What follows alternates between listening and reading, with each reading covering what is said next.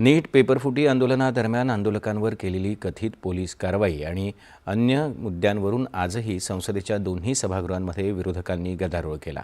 त्यामुळे दोन्ही सदनांचं कामकाज दुपारी 2 वाजेपर्यंत स्थगित करावं लागलं।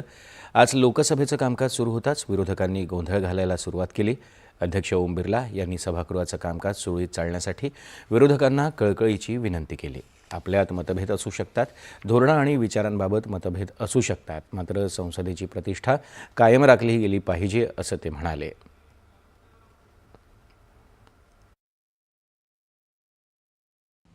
देश सदन चलते हुए देखना चाहता है।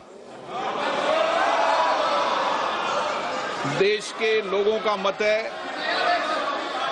कि नीतियों विचारों में मतभेद हो, गंभीर मतभेद भी हो सकते हैं, लेकिन ये विचारों में अभिव्यक्त होना चाहिए।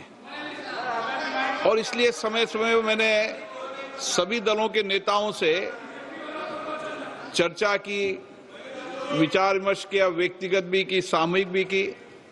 मेरा आज फिर आपसे आग्रह है कि आज अंतर्राष्ट्रीय युवा दिवस भी है और विश्व स्तर पर भारत के युवाओं ने शिक्षा, विज्ञान, अंतरिक्ष विज्ञान, टेक्नोलॉजी, उद्यमिता, कई क्षेत्रों के अंदर विशेष पहचान बनाई है। देश का युवा भी चाहता है कि उनके विषयों पर चर्चा हो, छात्रों पर चर्चा हो।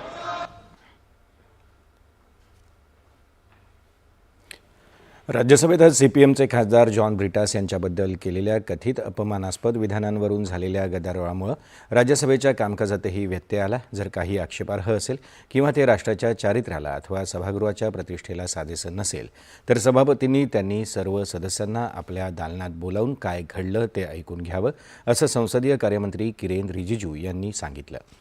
त्यानंतरही गदारोळ कायम राहिला, त्यामुळे कामकाज दुपारी 2 वाजेपर्यंत स्थगित करण्यात आलं। केंद्र सरकार